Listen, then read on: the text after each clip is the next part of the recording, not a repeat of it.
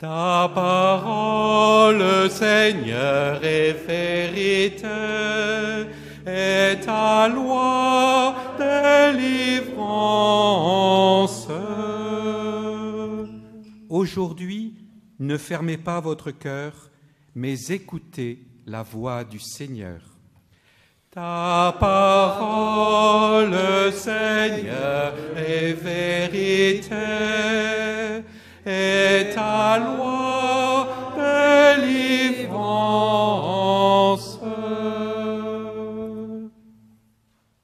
Le Seigneur soit avec vous. Évangile de Jésus-Christ selon saint Matthieu.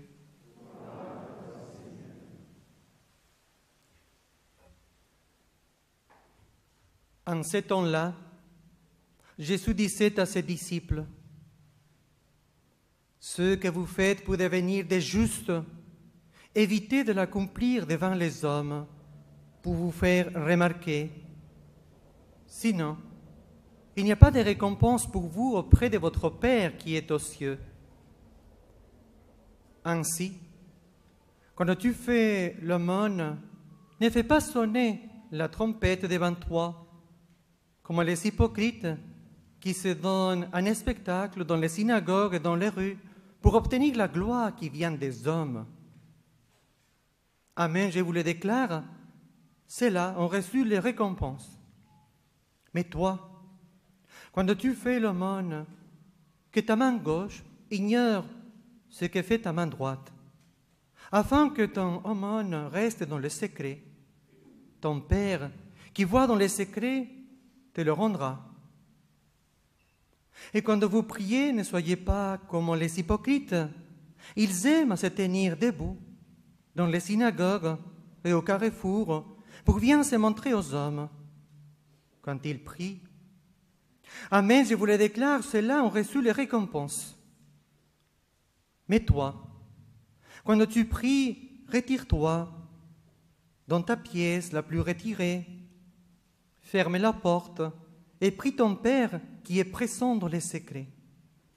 Ton Père qui voit dans les secrets te le rendra. Et quand vous jeûnez, ne prenez pas un air abattu comme les hypocrites. Ils prennent une mine défaite pour bien montrer aux hommes qu'ils jeûnent. Amen, je vous le déclare, ceux-là ont reçu les récompenses. Mais toi, quand tu jeûnes, parfume-toi la tête et lave-toi le visage. Ainsi, ton jeûne ne sera pas connu des hommes, mais seulement ton Père qui est présent au plus secret, ton Père qui voit au plus secret, te le rendra. Acclamons la parole de Dieu.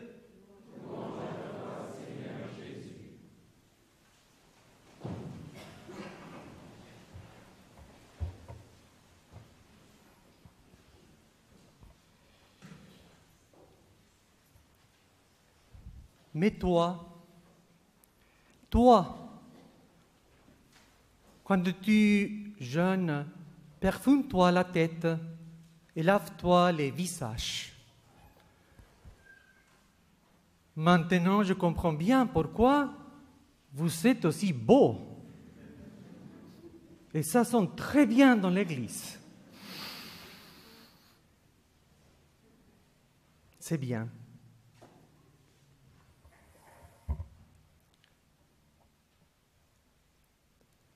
Petite question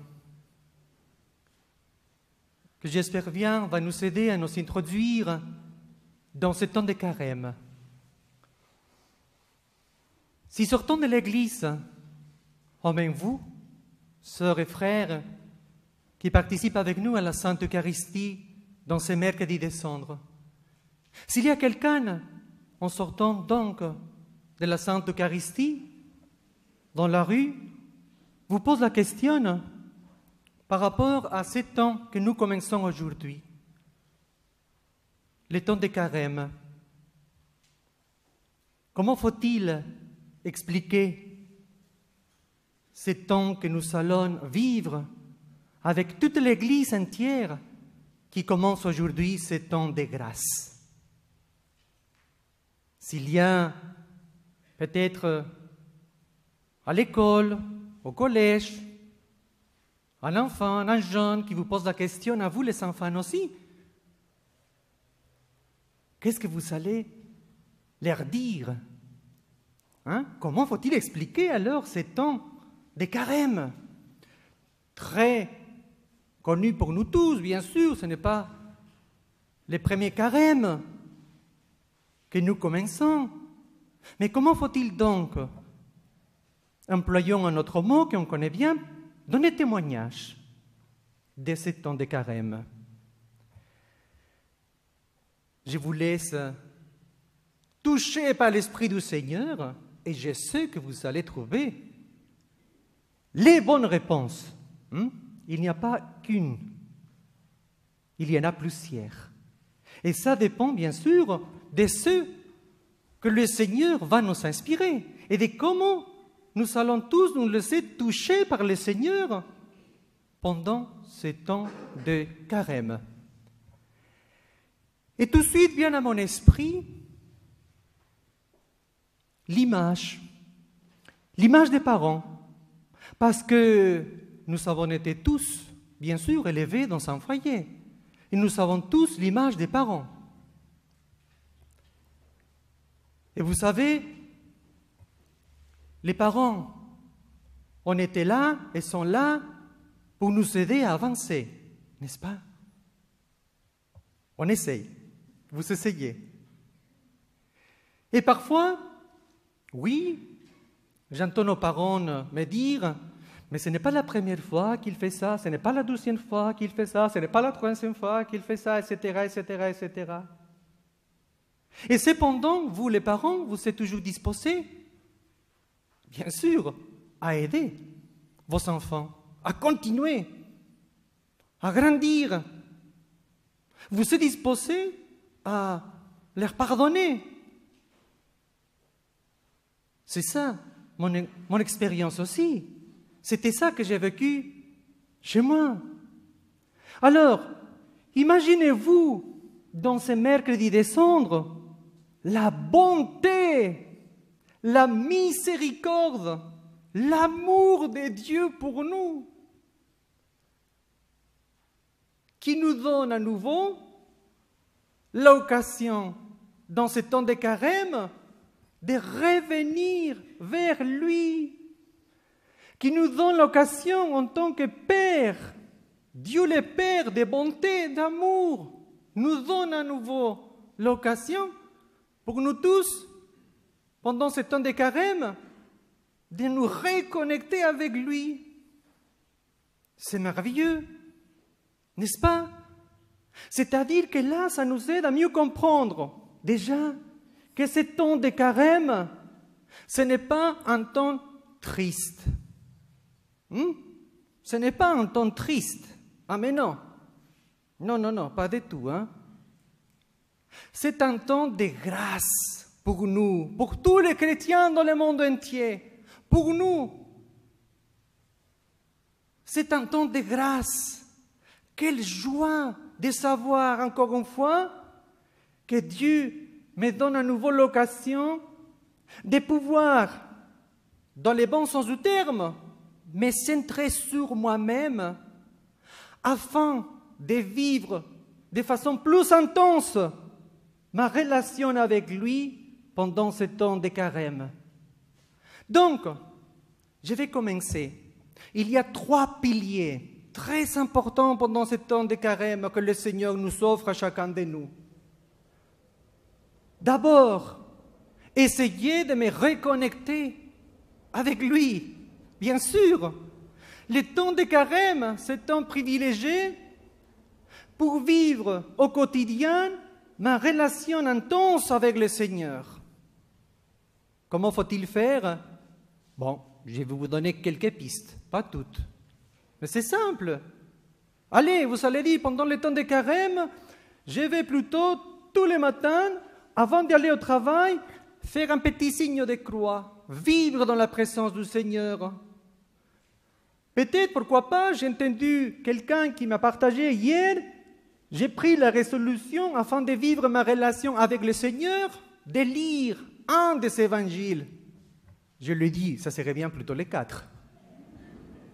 Mais bon, je ne vais pas non plus m'imposer. C'est contact avec la parole du Seigneur. Commencer ma journée avec toute simplicité. Seigneur, je t'offre ma journée. Aide-moi à être témoin pendant ce temps de carême de ta joie. Je t'offre, Seigneur, tout le travail que je vais faire pendant la journée. Ou lorsque j'arrive déjà le soir fatigué, prenez quelques minutes, 1 minute, avant d'aller vous reposer, pour remercier le Seigneur, pour lui dire merci Seigneur, pour lui dire pardon Seigneur, parce que voilà, pendant cette journée, je me laissais un peu emporter par la colère, avec une colère de travail, même à la maison, avec les enfants, peut-être même si je suis marié avec ma femme, si je suis célibataire avec moi-même.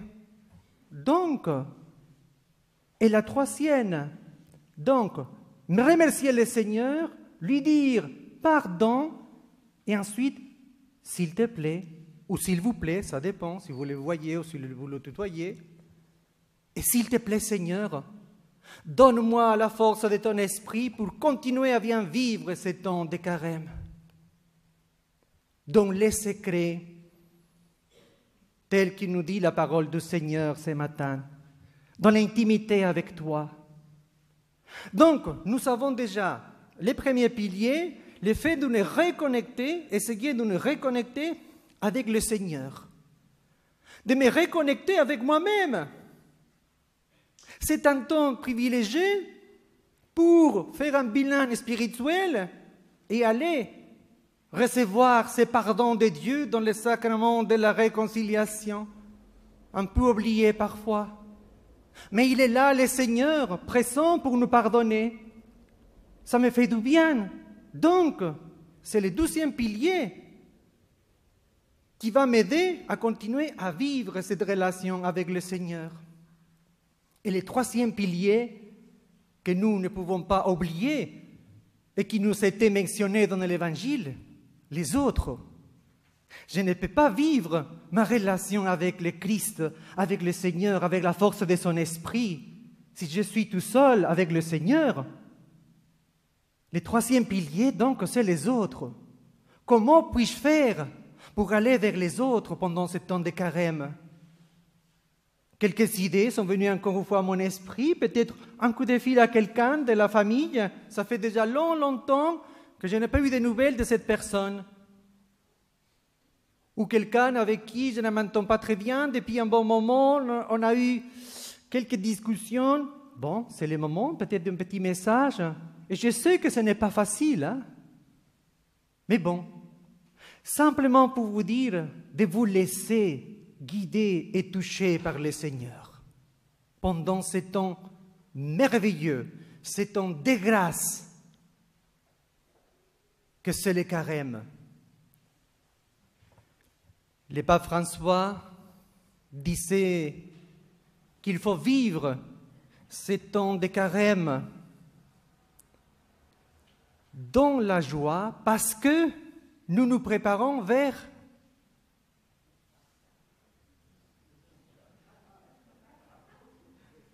bien sûr, nous nous préparons vers Pâques. Hein? C'est ça, ce temps de préparation. Le carême, c'est un temps de préparation vers Pâques. Et c'est pour cela que ce n'est pas un temps, encore une fois, triste. Tout ce que vous allez offrir au Seigneur, faites-les, comme on avait remarqué la dernière fois, pour sa gloire. Tout ce que vous allez faire pour les autres, faites-les pour la gloire de Dieu. Vivons donc ce temps de carême avec la force de l'esprit et tenez toujours comme objectif la Pâque, la Pâque, la Pâque. Amen.